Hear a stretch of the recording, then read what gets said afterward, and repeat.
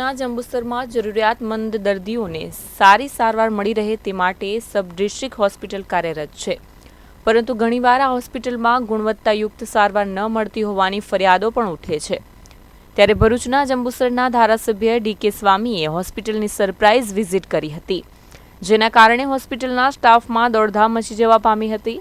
ધારાસભ્ય ડી.કે. સ્વામીએ હોસ્પિટલમાં સારવાર લઈ રહેલા દર્દીઓ સાથે પણ વાતચીત કરી હતી અને સારવારની ગુણવત્તા બાબતે પ્રશ્નો કર્યા હતા। તો આ તરફ હોસ્પિટલમાં કેટલાક કર્મચારીઓની ગેરહાજરી દેખાતી હતી, છતાં પણ જે રજિસ્ટર હતું તેમાં તેઓની સહી નજરે પડી હતી। આ બાબતે તેઓએ સૂચના આપી હતી અને ભવિષ્યમાં આ પ્રકારની ભૂલ ન થાય તેની કાળજી રાખવા ધારાસભ્ય દ્વારા આદેશ આપવામાં આવ્યા છે।